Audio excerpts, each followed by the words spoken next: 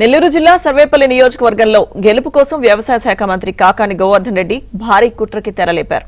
ఎన్నికల సమయంలో ఎంపీడీఓల బాధ్యతలు చాలా కీలకంగా ఉంటాయి. అలాంటి అధికారులను తన పరపతితో నియోజకవర్గంలోని 4 మండలాలకు ఇన్ఛార్జ్ ఎంపీడీఓలుగా ఇక్కడి నుంచి బదిలీపై వెళ్లాలనుకునే వారిని నియమించుకున్నారు. ఇక కేవలం ఒక్క ఎంపీడీఓ మాత్రమే ఇతర జిల్లాల నుంచి బదిలీపై వచ్చారు. ఏళ్ల తరబడి అక్కడే విధులు నిర్వర్తించే వారికే ఇన్ఛార్జ్ ఎంపీడీఓలుగా బాధ్యతలు అప్పగించడం, వారంతా కాకాని గెలుపు కోసం కార్యకలాపాలు సాగిస్తుండడం తీవ్ర ఆరోపణలకు తావిస్తోంది. ఇందులో 4 ఇన్ఛార్జ్ ఎంపీడీఓలు కూడా నెల్లూరు జిల్లాకు చెందిన వారే కావడం గమనార్హం.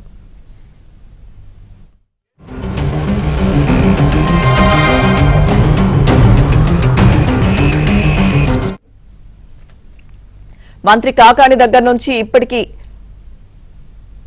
ఓఎస్డీ, పీఎస్ గా పనిచేసే తహసీల్దార్ రిలీవ్ కాలేదు.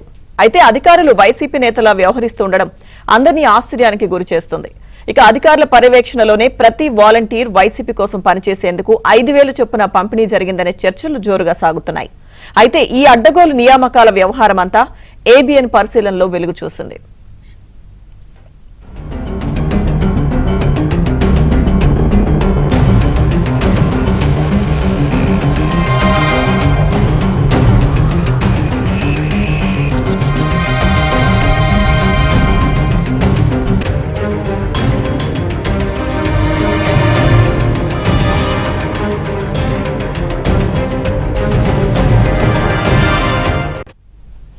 మంత్రి కాకాని గోవర్ధన్ రెడ్డి వ్యవహారానికి సంబంధించిన పూర్తి సమాచారం మా ప్రతినిధి మహేష్ మనకు అందిస్తారు.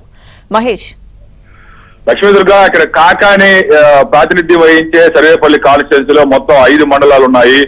పొదలకూరు మండలంలో మాత్రం రెగ్యులర్ ఎంపీడీఓ నియమించారు. వేరే జిల్లా నుంచి ఆయన రావడం జరిగింది. అయితే మిగిలిన అన్ని మండలాల్లో కూడా మిగిలిన మండలాలు వెంకటాచలం, తోటపల్లి గూడూరు, ముత్తుకూరు, మనుబోలు ఈ 4 మండలాల్లో కూడా ఇన్ఛార్జి ఎంపీడీఓలు నియమించడం జరిగింది.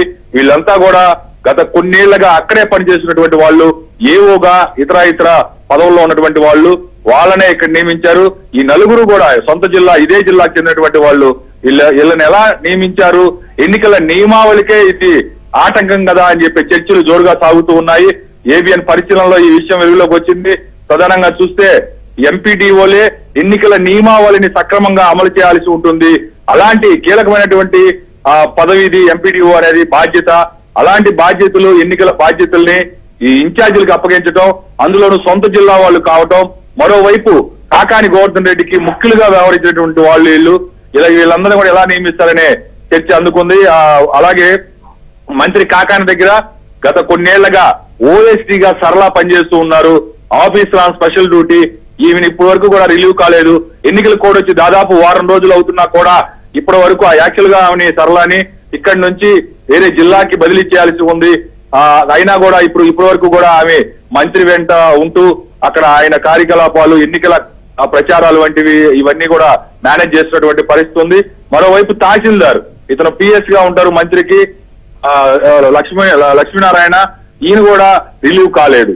ఇప్పటి వరకు ఎందుకు రిలీవ్ కాలేదనే చర్చ జరుగుతూ ఉంది. మొత్తం కూడా ముందుగానే ప్రీ ప్లాన్డ్ గా మంత్రి కాకాని కుట్రలో భాగంగానే ఎలాగైనా రాబోయే ఎన్నికల్లో గెలవాలనే ఆలోచనతోటే కలెక్టర్ నారాయణన్ని మేనేజ్ చేసి ఈ విధంగా ఇన్ఛార్జీలకు ఇక్కడ బాధ్యతలు అప్పగించారని చెప్పుకొస్తున్నారు.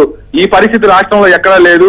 ఒక కాన్స్టిట్యున్సీలో దాదాపు 5 మండలాలుంటే కేవలం ఒకే ఒక మండలానికి రెగ్యులర్ ఎంపీడీఓ నియమించి మిగిలిన 4 మండలాలకి, 1 కాదు 2 కాదు, ఏకంగా 4 మండలాలకి ఇన్ఛార్జి ఎంపీడీఓల్ని నియమించడం పైన, ఇక్కడ జరుగుతున్నటువంటి అక్రమాల పైన పెద్ద ఎత్తున చర్చలు సాగుతున్నటువంటి పరిస్థితి ఉంది. ప్రతిపక్ష పార్టీలన్నీ కూడా తీవ్రంగా ఆరోపిస్తున్నాయి. కొంతమంది విశ్లేషకులు, ప్రముఖులు కూడా దీనిపైన ఈసీ కంప్లైంట్ చేస్తామని చెప్పుకొస్తున్నారు. ఇటీవలే ఒక్కొక్క వాలంటీర్కి 5,000 చొప్పున పంపిణీ జరిగింది.